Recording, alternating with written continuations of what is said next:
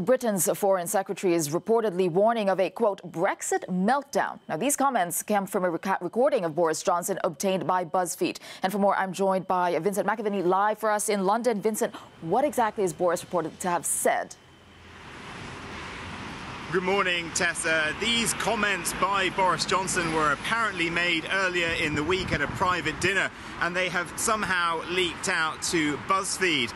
In them, he says we have to accept the fact we may be heading to a Brexit meltdown. But he said people shouldn't panic, and that fears like issues over Northern Ireland and the border there were akin to the millennium bug. He also, though, criticised his boss, the Prime Minister at number 10 Downing Street, Theresa May, saying that he thought Trump could do a better job of Brexit. He said, imagine Trump doing Brexit. He'd go in bloody hard. There'd be all sorts of breakdowns, all sorts of chaos. Everyone would think he'd gone mad.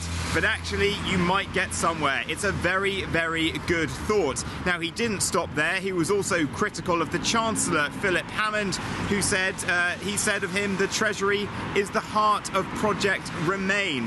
Now, in the quote, he said they don't want any disruption to the economy, so they're sacrificing all the medium and long-term gains out of a fear of short-term disruption. The fear of short-term disruption has become so huge in people's minds that they've turned into a quivering wreck. Now, in a normal time period, if these comments came out made by a foreign secretary, he might be a quivering wreck because he'd be worried about his job. But I think Theresa May at the moment is in no position to be getting rid of Boris Johnson despite these critical comments. Yeah, Vincent, are we expecting any fallout from these comments?